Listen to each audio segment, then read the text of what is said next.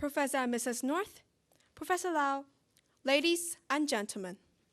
On behalf of the Chinese University of Hong Kong, I'd like to welcome you all warmly to today's lecture. We are very honored to have invited Professor Douglas North, the 1993 Nobel laureate in economic sciences, to speak to us today on the natural state. So before the lecture begins, I'd like to invite Professor Lawrence Lau, the Vice Chancellor of the Chinese University of Hong Kong, to deliver his welcoming address. Professor Lau, please.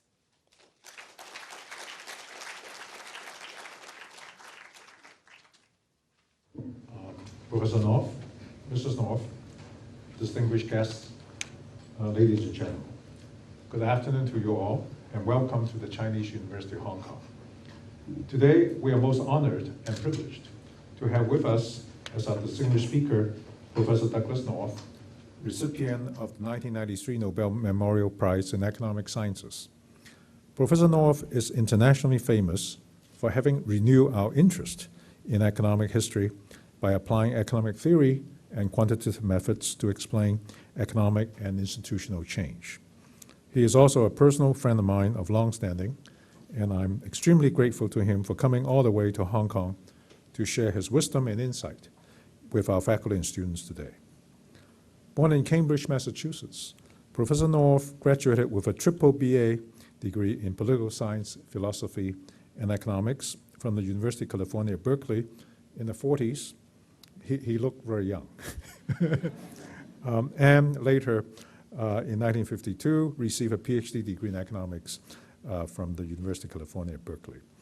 He began his academic career at the University of Washington in Seattle in 1950, where he spent the next 33 years as a member of his economics faculty, including 12 years as department chair and 5 years as director of the Institute for Economic Research.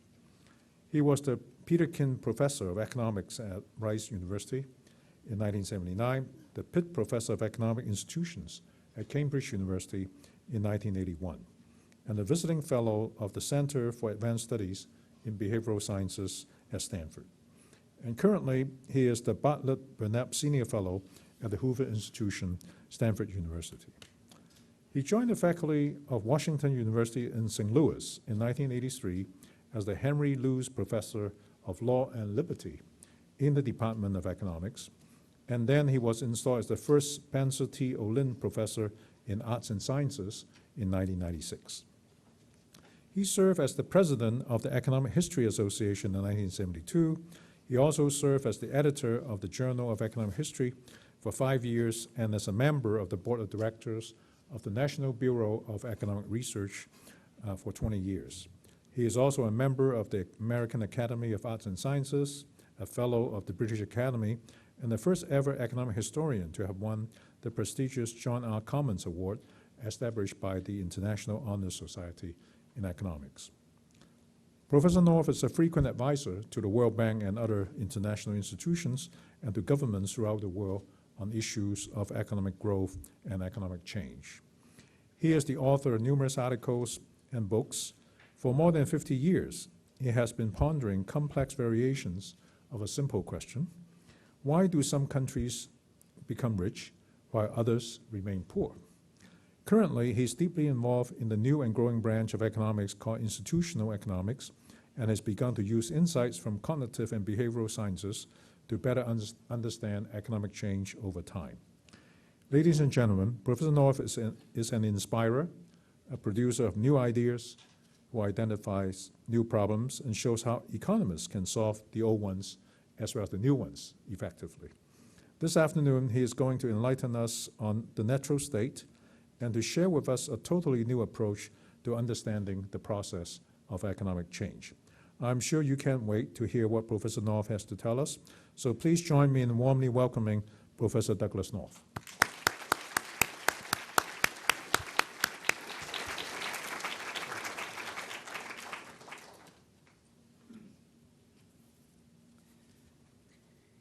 It's a real pleasure to be here and to welcome an old friend. Larry and I have spent many a time together, and in fact, when he was at Stanford and I come out to Stanford every winter, one of the first things I always did was we went and had lunch together so I would learn what was going on at Stanford. He taught me. I'm going to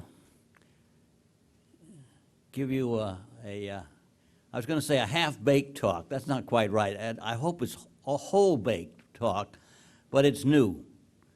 It's a book that I'm writing jointly with a political science professor at Stanford and one of my former students who teaches at the University of Maryland. And together it's an attempt to have a whole new approach to understanding the way in which political, economic, and social systems evolve over time. Now, you'll notice I didn't say economics. I said political, economic, and social, because part of the key to what I'm going to talk about is the necessity, if you're going to understand how societies work, is to integrate all three aspects of that, which are usually in different disciplines, in economics, political science, and sociology. I mix them all up. The puzzle is a very straightforward one. Larry raised it to begin with, and that is the more I got involved in economic development, and I was an economic historian, I still am an economic historian in spare time, but increasingly I've attempted to try to understand how societies evolve over time, and in the course of doing that, I've been concerned with why it's so difficult to get economic development. Now, should be easy. We know, as economists, the fundamental sources of economic development. They're high productivity on the part of economies, and if they're high productivity, we even know the sources of increasing productivity, or most of the sources at least. And if we know the sources, we even know, to get into my racket, the institutions that underlie those sources. The new growth economics is a body of literature in economics that's dealt with productivity growth and how it exists. What's missing? Why is it so hard? And it is hard when Larry mentioned that I'd been an advisor to the World Bank, and I still am. In fact, the World Bank is about to subsidize research on the project that I'm doing and explore the empirically some of the hypotheses that we're developing in what I'm going to talk to you about. And the World Bank, in a moment of candor, undertook to evaluate how effective they'd been in getting economic development around the world, and came to the disturbing conclusion they hadn't done much. At $130 billion worth of activity, that's a substantial waste of money. What's missing? What is it that we don't understand about economic development? Well,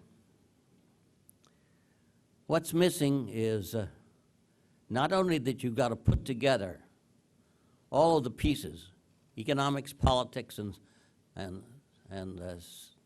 society together, but you've got to also put something together that is not part of standard economics literature. First of all, you've got to understand about beliefs. Second of all, you've got to take into account time in any theory that you're going to do. Third, you've got to adopt an understanding of something that we economists sneer at, and that is culture. And fourth and lastly, as Larry said, you've got to be concerned with how institutions affect economic, social, and political performance. Underlying all that is something that, until quite recently, I had never paid serious attention to. Human history is violent. And in fact, in recent studies that we're doing now with colleagues in archaeology and anthropology, in which we're bringing up the bones of people and seeing how they died, we find that increasingly, as you go back further in history, most people have died a violent death. But you don't have to go into archaeology to do that, since we killed more people in war in the 20th century than in all of previous history put together, and we're still doing it. And the beginning, therefore, of trying to understand the institutional organizational structure that has shaped the way societies evolve, you've got to take into account persistent tendency for violence to emerge. My economist colleagues used to sneer at this, but since Iraq has appeared on the horizon, they're much more attentive to this issue, because if there ever was an interesting issue of where a society, how fragile order is in a society, Iraq is a nice illustration of what happens when you eliminate a harsh and miserable, fiendish dictator, and what you should have gotten, if Mr. Bush knew what he was doing, I shall not make any more comments on that, but what you should have gotten was democracy. Ha! Democracy, my foot. What you got is chaos. And what's more serious, we don't know how to get out of chaos. We don't even know how to get out of there, much less get out of chaos. So what is missing, therefore, is the fact that somehow we've got to put together a whole new way of thinking about order, disorder, and the kind of things that go to make up how a society works. So let me go back over the things that are missing and say why they're important. Let's first of all talk about beliefs. Now, we economists tend to have a somewhat inflated view of our own worth. And we have inherited a body of theory, most of which we borrowed from the physical sciences. And it's an elegant body of theory. But it's a body of theory that evolved at a time when we were a highly developed nation in the Western world, when we had well-established markets, and when we took over a theoretical framework that applied and made some sense, and still does, out of markets and price theory.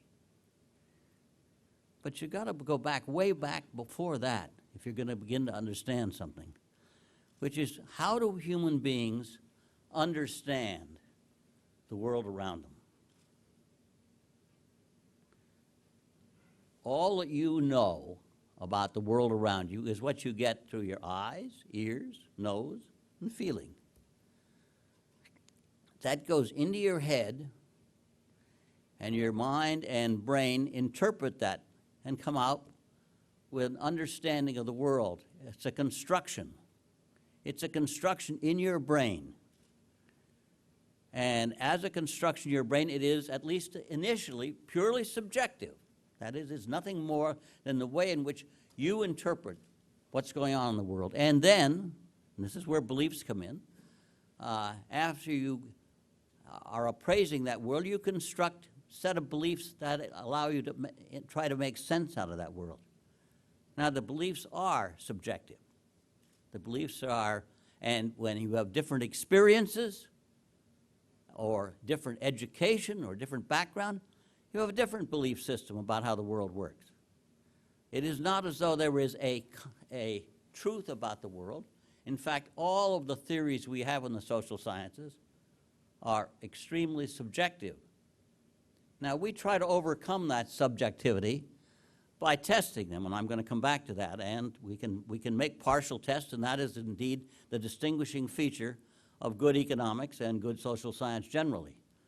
But even the tests are not as neat as the tests in the physical sciences, where you can go into the laboratory and you can mix the things together and you can see whether they come out the way they're supposed to, and you can make predictions that can be very precise about them.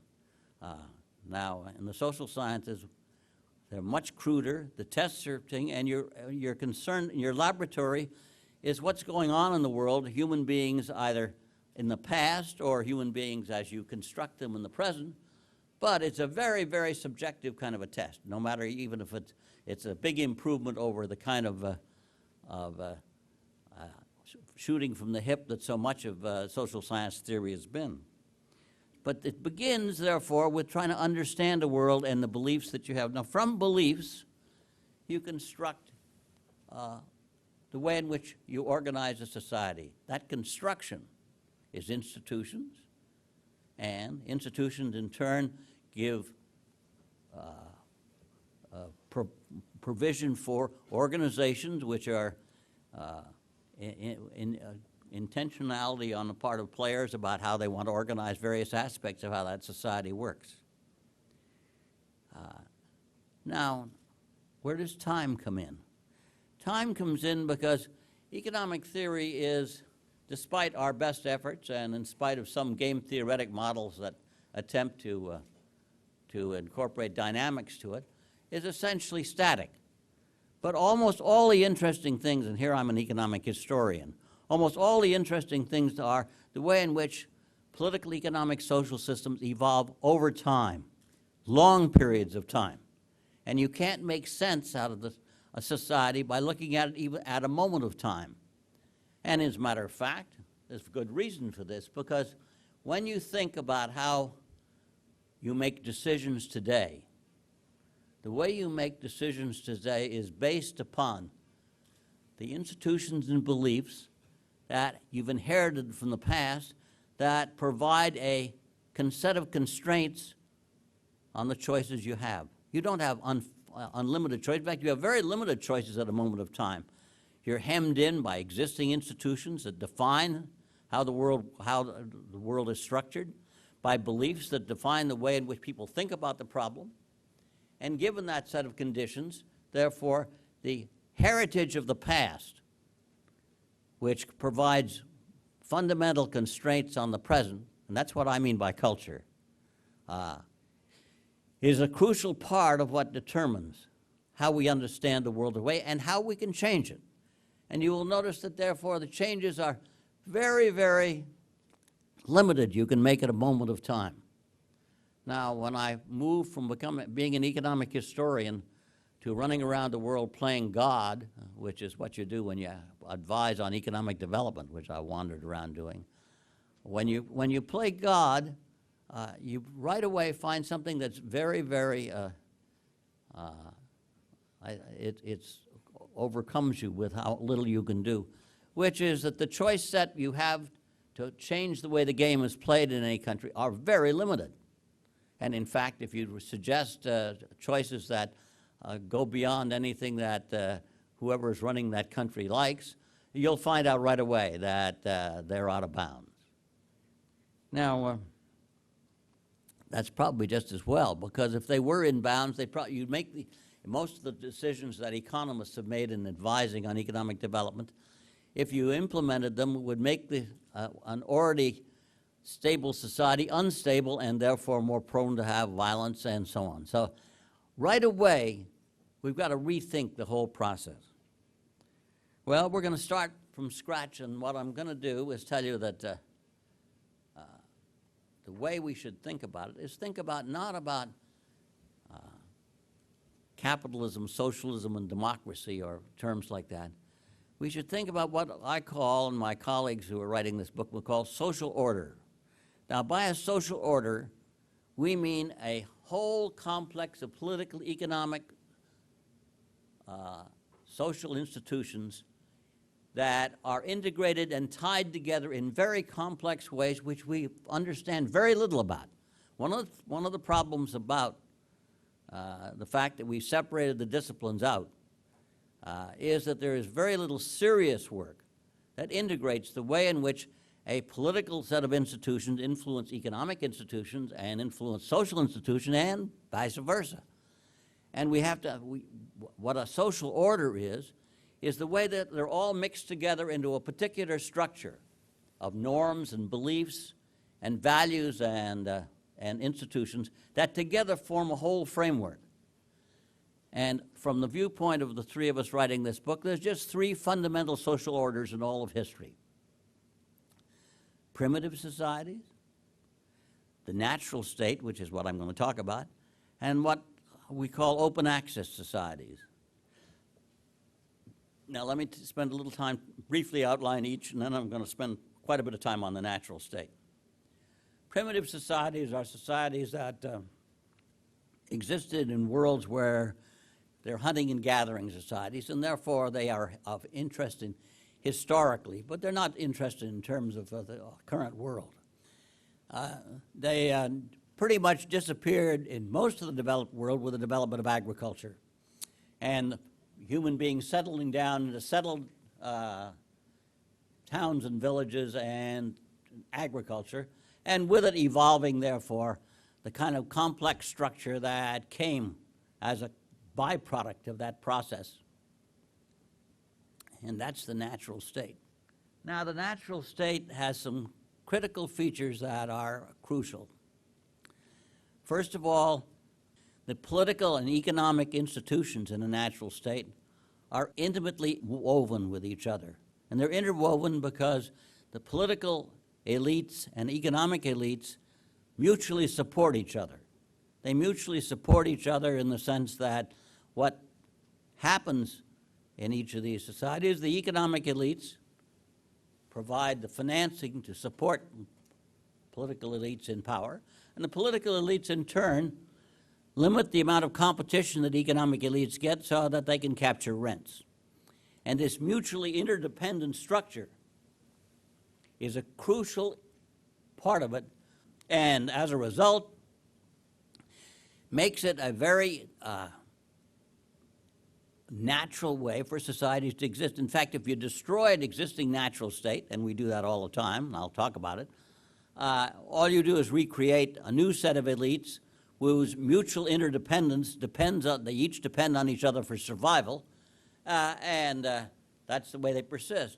And the natural state is a big improvement because you do limit violence in such a state. Not completely, because of the natural state elites, for reasons as mundane as changes in relative prices or as obscure as differential success in warfare, fall and rise, and as they do, you create new elites. But no matter how you change the way the game is played, you get the same result. And not only our natural states have elites, but most of the population in the natural state have an inferior status. That is, they're not elites. They very seldom have well-defined property rights.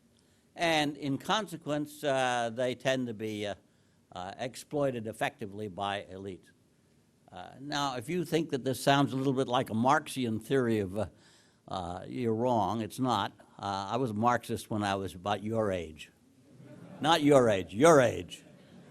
And I learned a lot from Karl Marx, and so I'm not belittling it, because when I went to college and I was your age, it was the only game in town that tried to make sense out of a world that I couldn't make sense out of in other ways, and so it was a good theory, and Marx still was an awesomely impressive person. But Marx got the idea of history quite right, but his framework was all wrong. And as such, why we can do a lot better. Now, I'm going to come back to the natural state and talk in some much greater detail about it. But let me talk about the third order, which is what I call an open access, or we call open access societies. Now, open access societies are societies in which there is competition in both economic markets and political markets. And you can't have one survive in the long run without the other. The reason is very straightforward, is that if you have economic markets that are competitive, and I'm going to talk about how they're competitive, but the political market is not, sooner or later somebody's going to come and run the polity and going to be paid by, nobody likes competitive markets if they're in them, paid by the economists to limit the competition in that market, so you'll end up with a structure like that. So you've got to have competition in both political and in economic markets to persist. And it makes it sound simple, but it's not, because one of the things that I want to persuade you of is that an open access society entails a completely different set of economic institutions and organizations than a natural state. They may have some of the same appearances. You may have for example, elections in both, but in one the election will be real competition, usually with political parties that reflect real interest differences and act accordingly. And another, they may be phony, as indeed elections are in so much of the world, in natural states. And the social order is going to have to be completely different. For example, it's very interesting that when we think about the growth of government in open access society, in all open access societies, government has grown very substantially since last 50, 60, 100 years. And that's not surprising because what you're creating in an open access society, first of all, the supposedly individuals who didn't have any power in this now are empowered because you have well-defined property rights that are not just confined to elites, but exist for everybody. And as soon as everybody gets property rights and the right to really have real elections, then you have a structure that tends to be very dynamic. In economic terms, it doesn't look like the economist model. It looks like the Schumpeterian model, in which the dynamics of the process are ones in which Schumpeterian competition and creative destruction means that all rents in economic markets tend to be temporary. It's not that you don't. In fact, all firms try to innovate and create monopolies for themselves, and they do temporarily.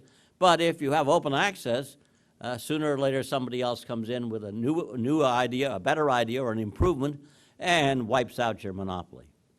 Now, that also produces a very dynamic social order, one in which government has to grow not only because you have immense public goods necessary to undergird such a structure in terms of things that lower transaction costs and transportation costs and information costs, but also ones in which you create high investment in education. I'll go on and on. I'm going to come back and talk about it.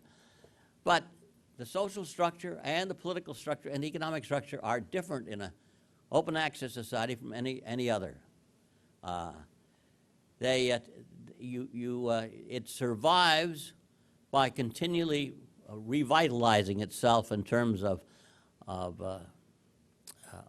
new opportunities continually, and by allowing for institutions to exist and evolve that produce competition at all margins. What is it that makes it so hard to get from a natural state to an open access society? Well, what is a distinguishing real difference is that a natural state has a particular structure and a particular set of interests on the part of the players, on the part of the organizations and institutions, and they're completely different than those that exist in an open access society. An open access society is going to have competition at all levels and all groups. Now, it's not complete competition because there's no open access society that I know of that doesn't have monopolies at some margins. The crucial thing is that you have sufficient competition in major markets so that the competition in political and economic markets persists and continues. Now, let me turn back and go back to talking in somewhat more detail about the natural state. The first thing that I need to emphasize again is the interdependent structure of it. The parts of it are all tied together by the fact that elites, political, economic, and social elites, and religious elites, I might add, because the early natural states were almost strictly religious organizations too. All of them depend on each other for survival, and depend on each other in the sense that if violence breaks out, they all stand to lose, so they tend to have a reinforced structure to maintain order, even if it does break down with kind of changes that are going on all the time. The interdependent structure is clear that in that the political elites depend for survival upon the income they derive from the taxes they tax the economic elites in return for providing them with rents that prevent them from having too much competition. And the economic elites, in turn, survive and thrive on the basis of the fact they're protected from competition. If I had time, I'd go into detail with particular stories about natural states. But one of the things that I want to impress with you is that they have dominated all of history since the beginning of agriculture, and they still do. The number of open access societies are no more than 10 or 15 in the world: Western Europe, the United States, Japan, and a few others that are in the process of getting there. Taiwan and South Korea, for example, are sort of on the doorstep. But it's very rare. And it's very rare because there's nothing that guarantees that you're going to move across the barrier from a natural state to a different, to an open access society, because the interests of all of the groups, as I said, persist in maintaining it. And if you wipe out the existing elites, all that will happen is you'll replace them with new ones. Violence plays a key role in the sense that it's the potential of violence that persists in maintaining elites and in maintaining the social order the way it is. It is based on personal exchange. That is the heart of what makes for the natural state and the elites in natural states is who you know. And indeed, when I go to natural states and I'm advising them on some issue, I always am asked within the first day or two while I'm there, who should I talk to who can tell me what's going on here? And it's on a personalized basis. Who you know and how you know them is crucial, and indeed defines the way in which the structure exists. It is the antithesis of impersonal exchange, which is the rule of law, judicial systems that at least are partially or wholly on a level playing field, in which the legal system is accessed by everyone, and in which, therefore, you can have a reliance on the judicial system to make decisions. But that's, again, in an open access society, not in a natural state. Now, natural states do evolve, or yeah, where is I'm worried about using the word evolve because it sounds like it's an evolutionary concept. All I mean that they change and they develop more sophistication as time goes on. A natural state of the kind that, well, I see in, let's say, sub-Saharan African countries is a fragile natural state, always on the edge of violence. In which, therefore, the dominant structure of the way they're held together is elites that support each other and support a military to maintain order, but little beyond that. Now, that is still quite complicated because you've got to get enough resources produced so that you have the income to support a military and support organizations and institutions that will hold it together. But it is fragile. Always falling back into violence at the slightest change in external conditions. A basic natural state is one in which the basic institutions have evolved far enough so that you've begun to elaborate some specialization and division of labor in economic organization. You begin to develop complex structures that specialize in skills and knowledge. It still, you will note, does not rely on the development of markets in the modern sense, but nevertheless it develops institutions that allow for more complex economic, political, and social activity, and one in which, therefore, the elites become more stable, and typically has more order and less violence than the fragile natural state. What we call mature natural states, which is a lot of the world, are places where you've developed usually impersonal exchange on the part of elites. That is, they divide such well-defined rules so that they can capture, and you can capture more rents if it's well-defined rules for the elites, where you have complex economic, political, and social organizations that make possible some increases in productivity and economic growth.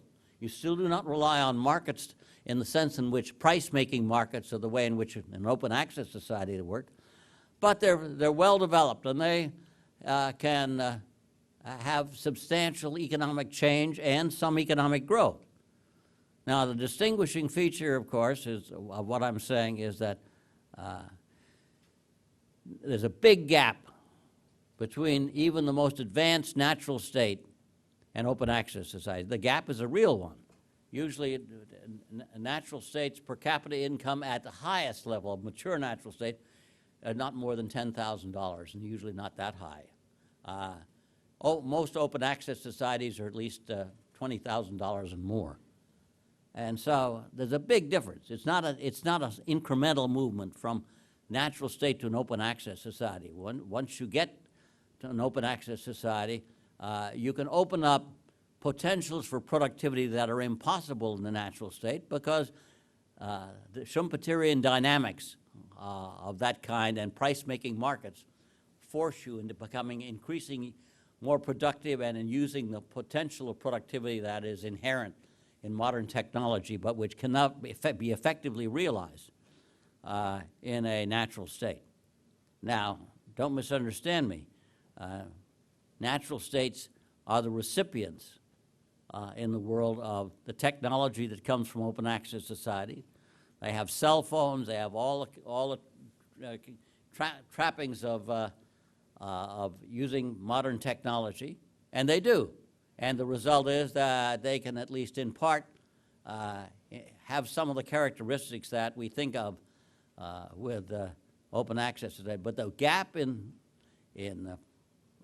well-being, the fact that there still tends to be large shares of the populace that do not have access to legal remedies and to the kind of things that we take for granted in an open access society, makes for an enormous difference. It should be clear, therefore, why the natural state is so difficult to evolve out of. And that is because if you do, as I have seen, or as many of the development economists have tried to practice, if you go and try to do things that will change one set of institutions, and I've put into practice judicial systems in countries around the world. I've tried to embed property rights systems around the world, as indeed Hernando de Soto and a lot of other people tried to do. I've tried to develop all kinds of things that are one part of the whole of economic development. They never work. That is, and indeed, if they did work, they'd just simply make the society more unstable and more prone to violence. Because the social order is a complete, complex, interdependent structure. And if you change some of the institutions or organizations in it, all they do is make it unstable, because it's the stability of the interplay between the economic, political, and social institutions that has created the ability to have protection against violence and to have stability. And to change it, you got to change the whole thing.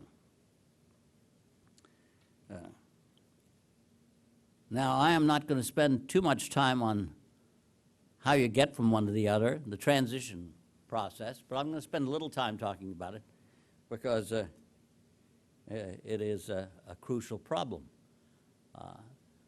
We think of the transition process as having what I call 3 doorstep conditions. The first doorstep condition is one that I've mentioned, which is that you extend amongst elites impersonal exchange. You develop well-defined property rights for groups, not for everyone, but for groups. But incrementally, that process may gradually get extended.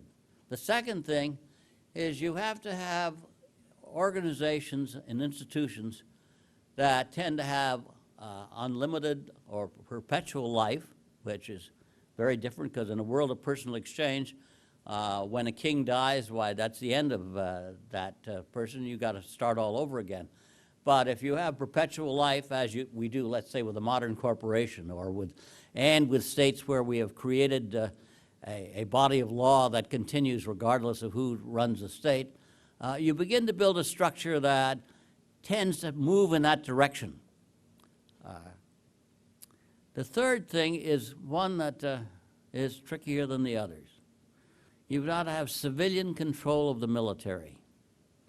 Now, I've spent a lot of the last 15 years advising Latin American countries. If there's ever a place where civilian control of the military does not seem to show up very often, it's in Latin America. Every time you get a new crisis, what you do is you call in the military, and that brings back again a new elite and probably but no change in the fundamental division of the society. Now, what gets you across the doorstep is something much more complex, because to get you across the doorstep from being on it but into a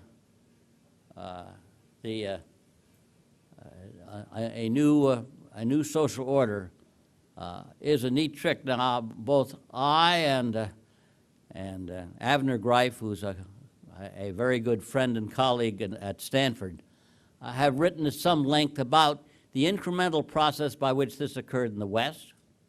And it was a long process, and this is where time comes in. You don't do this overnight.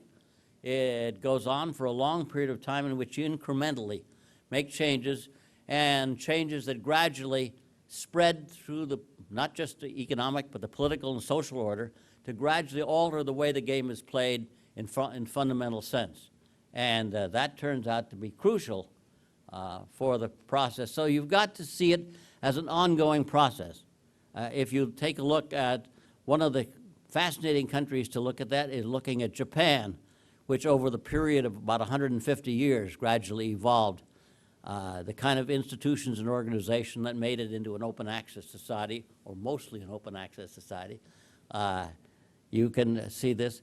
But a lot of the time, you see that you get on the doorstep, but you freeze there, or you retrogress back into a new form of the natural state, but don't move across the order. And that's because the conditions necessary to get into the open access society means that you've got to have made such fundamental transformations that they're not reversible in easy direction.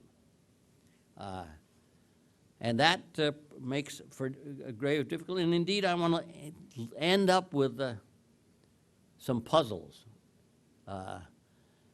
because I don't want you to think that we know what we're doing, only partially. But one of the puzzles which I'm very interested in is, can an open access society retrogress back to a natural state? My hunch is yes, and indeed, without mentioning any names, I worry about a lot of places around the world where I think that's possible. But, and indeed, countries like Argentina may have gotten quite a ways. I don't know whether they ever really got to be an open access society, but Argentina in 1940 was the sixth highest income country in the world. And then between 1940 and 1980, it stagnated and fell back into. Now, whether it had ever gotten to being out of a natural state was a good question, and one that I don't want to get into here, but it certainly had some of the elements of an open access society, and certainly fell back into a natural state condition. And I might add, it is still a natural state. So that's one of the puzzles. Another puzzle with the open access society is, where do you go from here? What does it evolve into? Now, one of the things I'm trying to persuade you of, I hope I've persuaded you, is that the social orders and the way they've evolved look like nothing that human beings have ever had before. It's a new world. It's a world in which we don't know where we're going. The open access society is surely not an end in itself.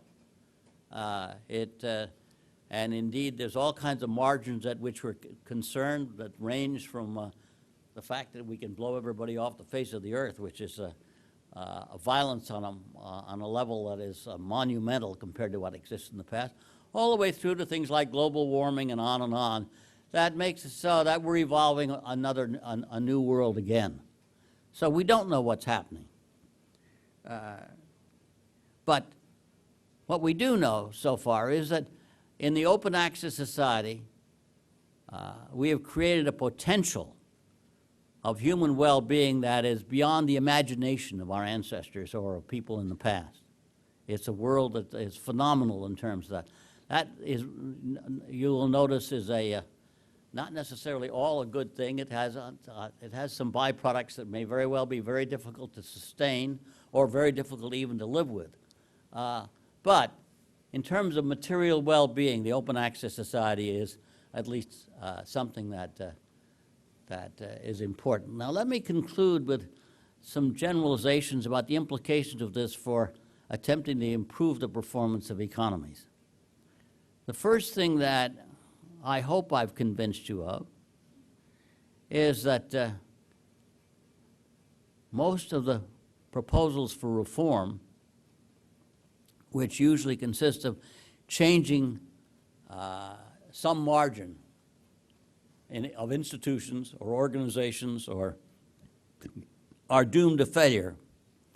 And indeed, if you want to improve the condition of most countries in the world, and this is where I'm working now with the World Bank, and we're about to undertake a very ambitious set of research programs on it. If you want to improve most of the countries in the world, you want to make them better natural states. You don't want to try to make them open access societies, because it's impossible, at least in the short run. And the time horizon of even the World Bank is not long enough for most of them to be able to do that sort of thing. So you want to be able to try to make natural states in which you've broadened the extension of property rights, in which you've provided for more security, in which you've improved marginally the welfare of different groups in the society, but not try to suddenly make them into a transition process into an open access society when they're not ready, and when indeed you can't do it overnight or even in a period of a few years. So that generally what improvements in performance and improvement in reform are, there's the reforms that are within the consideration of making a natural state better, and then realizing that doing that will then put you on the step where gradually they can hope to change performance and improve their lot. That's a lot, and indeed the difference between a fragile natural state like, say, sub-Saharan African countries and a mature natural state, well, I can think of quite a few, but I guess I'll leave it blank at this point.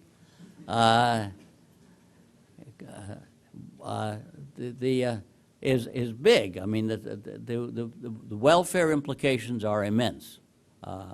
And you have only to go to a fragile natural state where you see abject poverty, like, say, Haiti, which is a classic of this sort of thing, to realize that you can make enormous improvements within the natural state, even if you cannot, at least in the short run, possibly get them to arrive at the status of the high-income countries that we make as open access societies. Well, I think I'll stop there and hope I'll have time that you can ask me any embarrassing questions that you'd like that I won't be able to answer.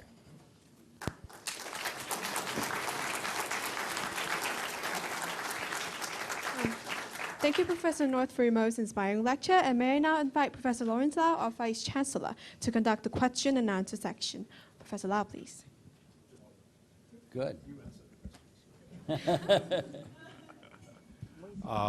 The floor is now open for questions. Please identify yourself and try to make it short. Please. Mike. Lennon Choi from Polytechnic University. Nice to meet you again, Professor North. So I've read your working paper and pay attention to your talk.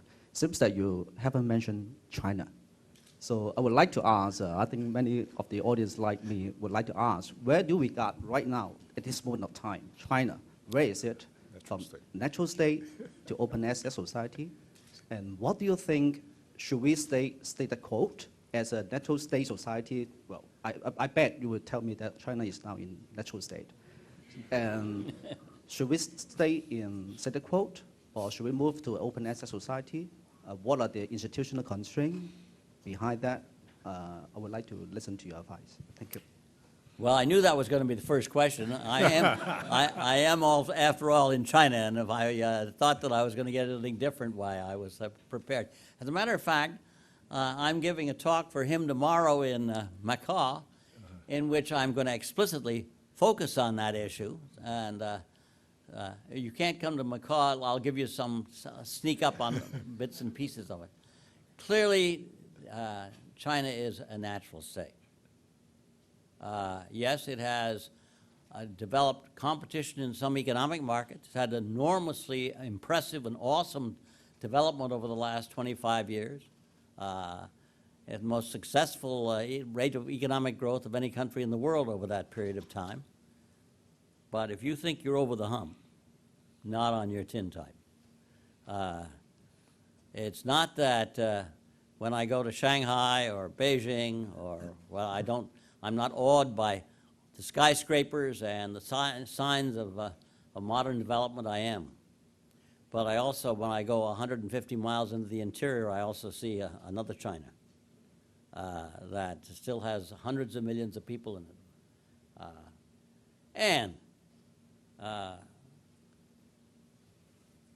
put it bluntly, and that you have competition in some economic markets. You don't have competition in political markets. And indeed, the likelihood that you will have competition that will effectively produce the kind of results that you have to have for an open access society, you're still a long ways from it. Now, I think China is an awesome illustration of moving up the ladder of a natural state very effectively so far. But in my view,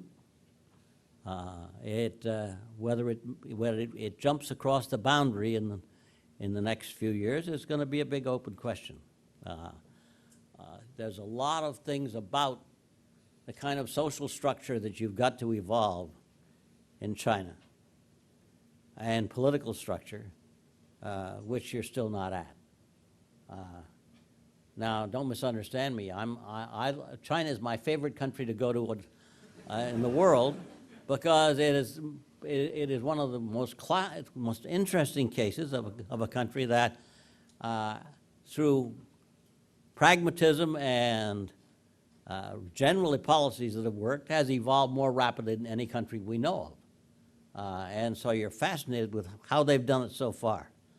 But to think that they're over the hump and they've created an open access society and not on your tintype, you're a long ways from it. If you come to Macau tomorrow, I'm going to talk more about it. Next question. Leslie? Okay. Identify yourself. Identify Your dichotomy between open access and natural state is too simple, as is illustrated by the case of China. We can all recognize in your description of the natural state what goes on in various parts of China. That is an intermarriage between political and economic elites. But we have competition between these natural states, which are distributed around the world.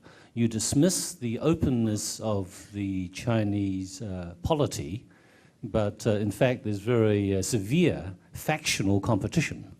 So when you simply draw a dichotomy between open access and natural state, you're not allowing for other alternative ways of organizing competition. And in China, what we have is competition between natural states, but with some circulation of elites and competition at the national level. Now, that's a good question, because one of my co-authors that I work with, Barry Weingast, has done quite a bit of studies of the growth of federalism in China and the way in which that has played a part in the process of the development of TVs and so on in China that has been very effective. That is not the same, even though that's federalism, which is a form of trying to make local political bodies have the same set of incentives that you get with competition in economic markets. And it is partly done that. But that's a different thing than getting real political competition so that you discipline the economy and you discipline politicians to prevent them from being able to maintain and perpetuate monopoly interests. And so I don't think you're anywhere near doing that in China yet. I do think that federalism has provided a lot of the pattern of the economic development and improvements that you see in different parts of China, and and has led to the acceleration of the decline of state-owned enterprises and things like that in China. But to actually get competition in political markets would require that you have economic political interest groups that were independent of government control, that could play the role of continually offering alternatives in the face of policies that would perpetuate rents in either political or economic markets. I don't see that happening. I may be wrong, but I don't see that happening yet in China. Lady over there. My name is Jeanette Riebe. I'm an exchange student here at the university. I have a question about the role of violence in the different stages. Is violence basically more of an element in the primitive stages and in the natural stage, and then more controlled in the open access society, or it's an element of all of them? And if you say that the United States, for example, is an open access society, this new resorting to violence to intervene, is that a regression back to the natural state, or is that or is that basically they have achieved general well-being and now they don't know what to do with it? Well, I think I heard most of what you said, even without the microphone. Let's see what I can do with it. Violence, first of all, violence clearly was more endemic in olden times with respect to the likelihood of your dying a violent death than it is in more modern times, even with mass warfare as we've had it. But violence is both internal to a political, economic, social structure and external to it. And one of the things about primitive societies is that they were very violent, and people generally died violent deaths. In a natural state, the effort to prevent disorder, maybe that's a better word than thinking of violence, to prevent disorder which will eliminate the rent structure of the elites, is a driving force that makes the natural state have the degree of order and organization that it does have. When you get to open access societies, violence recedes as a force for dominating the way institutions and organizations are structured. Now, that doesn't mean we don't have individual violence, but it does mean that violence that will lead to disorder of the kind that has happened in Iraq or in lots of other countries as you look around the world today, whether you're looking at the Sudan or whether you're looking at lots of places around the world. Violence is not an ever-present threat in the same fashion. And so the reason why I've stressed it is that, at least in my own thinking and my own development, I had never paid enough attention to the pervasive role that it keeps playing in the way in which you structure institutional organization interconnections to see that you can maintain order in the face of its pervasive character. I don't know whether I've answered you, and I may not have heard everything, but that's as good as I can do. Yes, please. I think that he emphasizes, school emphasizes the tremendous dynamism of history. You know, commercialization, monetization, industrialization, throwing up new forms of property, new interest groups and classes that organize around that property, the conflict among them, the possibility for bourgeois revolution and then other forms of revolution. Your view is so much more static, even pessimistic than that. But I do think perhaps you need to give another sort of account as to why these undoubted dynamics, particularly industrialization and the global economy, are not at work in dissolving the kind of natural state organizations in the way that I think Marx saw them being dissolved. Well, Marx essentially was an optimist. He thought you'd move from feudalism to capitalism to socialism, and that you were bound to get there if you only made the proletariat realize their role in life.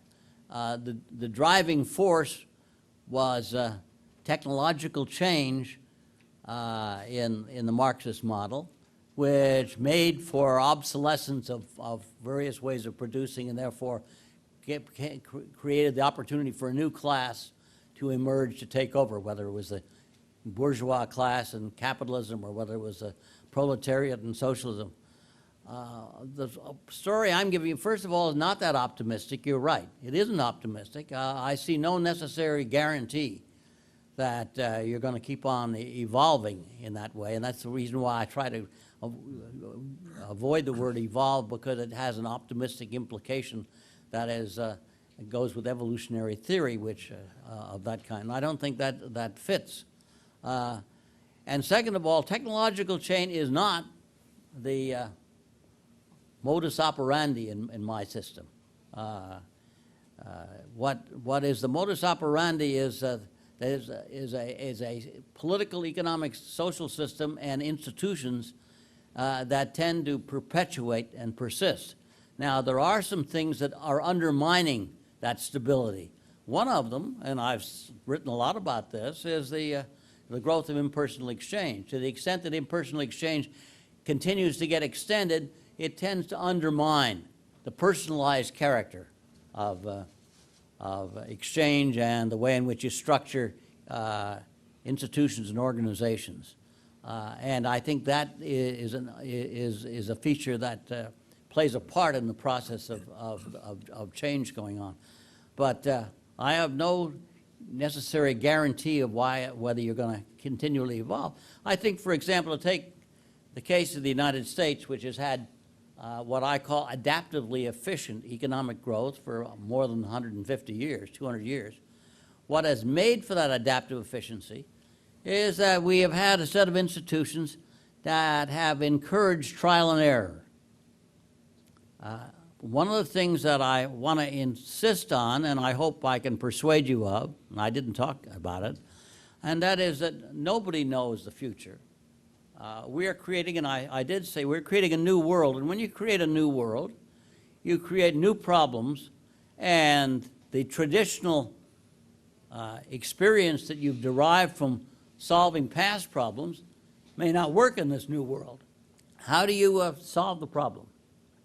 Now, the world we've created in the last 100 years, an enormously complex world of dynamic technological change, information revolution, and so on, is a world that looks nothing like any world that ever existed before. And the way you would expect to solve it is not by looking at how we've done things in the past, because the way you solve problems in the past is not going to solve problems where you have no experience that would give you a guide to how to behave. The way you want to do it, and the way in which we have been lucky, and I emphasize luck because I don't think the United States has thought it out, was we've allowed for experimentation. We've allowed a set of institutions that encourage trial and eliminate errors. And bankruptcy laws and things like that eliminate errors. And encouraging trials means that there's big payoffs if your institution works and solves the problem you're concerned with. And if it doesn't work, then you go bankrupt and you get out of it. And so I think this has been what I call adaptive efficiency has been a key part of what has made open access societies work when they do work. And indeed, that's built into the kind of institutions that you'd expect to exist under such conditions. Question? Okay, this gentleman. Y.M. Jiang, I'm a practicing CPA. Professor North, which country do you think are the more advanced open access societies? And do you think, what direction are they moving to? I've just made an argument that we don't know where we're going because we're creating a new world with new problems. And while I have a lot of prejudices about where we're going, they're prejudices in the sense that I don't really know. I do spend a lot of my time watching what's happening to various margins which economists have traditionally been interested in, technological change, changes in institutions and organizations and how they work. And I spend a lot of my time. Where this is leading us, I think I said I really don't know. I do strongly urge, however, that adaptive efficiency that I just described is a crucial survival trait if you're going to survive in the world we've got, because nobody knows the answers to a world that is going to be as innovative and creative and as unique as the world we're creating. And so all you can hope for is that you have lots of trial and error and you get things right somewhere down the road, and don't blow yourself off the face of the earth before that happens. Anyone over here? The lady at the back. I'm Zhang Sohan, an alumni and a certified public accountant. You were mentioning about the 3 doorsteps to go from... Can you speak a little louder? I can't hear you. You mentioned about the 3 Put the microphone up to your mouth. Sorry. You mentioned about the 3 doorsteps from a natural society to an open access society. And I wondered whether you would add education to one of the doorsteps. What is my education? You would add education. Oh, education. Yes, I think that's very important. Yeah. Well, I think you're right. I do think that one of the necessary conditions to get on the doorstep of an open access society is having universal public education and having effective educational systems that will raise the quality. I mean, fragile natural states are always states in which education is missing. Now, what kind of education and the kind that will put you on the doorstep is something that I think we've learned quite a bit about, but we're still a long ways from being able to know enough about it. Let me just divert for a minute. I was a part of what was a group of economists that gathered in Copenhagen in 2004 called the Copenhagen Consensus, and we were asked to judge what was the most important problems in the world and how to solve them. We were given $50 billion, hypothetically, you understand. And the idea was that we were supposed to see what would be the highest payoff and in resolving such problems. Well, education came up on everybody's list, but as soon as you tried to generalize the kind of way to improve education, more teachers, that doesn't work. Better teachers, that works if you can make them better. And if they attend school, as they don't in some parts of the world where you have poor attendance, on and on. It turns out that the kind of research you needed on what makes education effective, while we all agree it's important, we have not arrived at the consensus on how and the way to do that. Question? Yes. Actually, I have 3 questions. Sorry about that. 3 questions? 3, yeah. Just ask one at a time because I'll forget Okay, the first one is, I'm just curious that what's so natural about the natural state? Does it mean that actually it is easier for states to get into that kind of natural state situation instead of, because you mentioned about the difficulty in terms of moving towards open access societies or governments? Well, that's an easy one to answer. The natural state is natural, and if you take a group of people, put them on a desert island, they would evolve into a natural state. And if you look around the world and look at societies, you find very quickly that they're all natural states. That is, you find that there are certain groups that run the society, that there's a close intertie between the people that are economic elites, whether they're in manufacturing or agriculture or commerce or trade, and political elites, and that they too depend on each other for survival. And it's universal. I mean, I can walk into a new country and in 24 hours quickly to ascertain the fundamentals of that structure. And they're the same everywhere. And they're the same whether you're a fragile natural state or a mature natural state. It's just that the degree to which you're sophisticated about it is going to vary. But that's a universal. Next question. Okay, thank you. The second question you mentioned about the difficulty, if not impossibility, of going towards open access societies by reforming institutions or organizations. But you also mentioned about the 3 doorsteps. About the what? 3 doorsteps. Doorsteps, yes. Yeah. Doesn't it also mean that we can move towards open access societies by working on these 3 doorsteps, like building? The answer is yes. If you do get to the doorstep, you're on the way. Whether you'll move across the doorstep mostly depends on the fact that you will create the interplay between institutions and organizations in social and political and economic things that I have no way of defining, because it'll be different with every society, because depending on your culture. I mean, to take an illustration of what I'm talking about, take China. Now, if you had gone to advise China back 25 or 30 years ago, you know, none of the things that in fact have been sequences that have moved China from fragile to a mature natural state were there. I mean, the household responsibility system, TVEs, and on, were a progression of things that they didn't look like the things that had developed in the Western world, where you've got to secure property rights and firm and things like that. They were completely different. And so every society is different. One of the things that is humbling to learn is that while there are some universals about productivity and economic growth, how you achieve them are unique to the culture of each society. How will you reflect on attempts at social engineering? It may be a dirty word to you, and like Big Bang transitions in Poland or Russia. And what would be the implications on, for example, if we try to do that kind of engineering in foreign states or open access societies?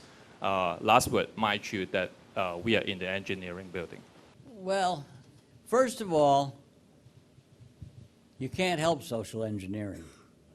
One of the things that my favorite economist, and I think he was the most famous economist of the past century, which was Hayek, I thought was very thoughtful about not only the cognitive science parts of what he talked about, but Hayek thought that social engineering was always wrong. And while I think a great deal of Hayek, he was wrong about that. And he was wrong about it because you don't have a choice. As soon as you realize that consciousness embodies a self-awareness in time and space, and that given that self-awareness, people construct elaborate and usually incorrect explanations of the world they're in and of so on, then you realize that what humans do trying to make the world better is intentional. Now, their intentions are usually wrong. As the theories they have, the beliefs they have, for the most part, whether they're Marx or whether they're anybody else, tend to be wrong.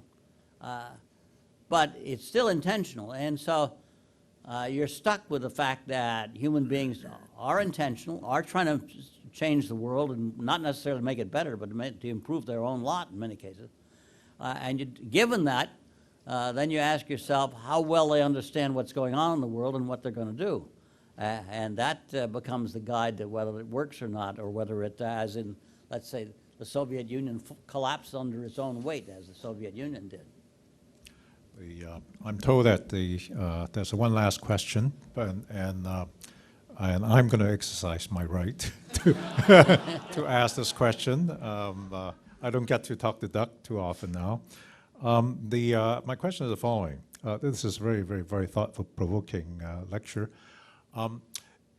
If you look at a world of potential competitive violence, and I say competitive deliberately, do you think a natural state or a open society, open access society, which do you think would likely prevail?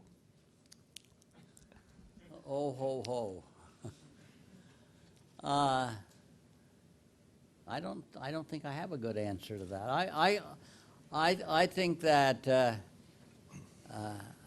a natural state might very well win if it had access to modern weapons.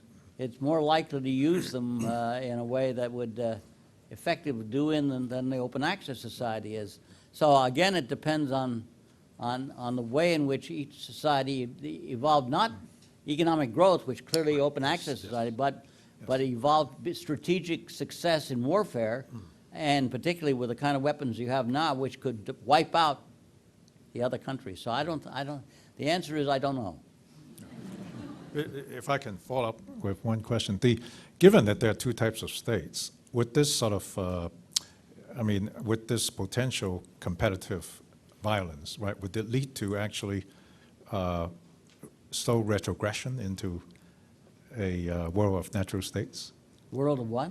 A world of natural states. Would that create some tendency for retrogression? I think that could happen, yeah. Okay? Yep. He asked dirty questions. I have no good answers for him. Okay. Well, thank you again. Thank you very much. Well, thank you very much, gentlemen, and please remain on the stage. To show our appreciation, Professor Lawrence now will present a souvenir to Professor North.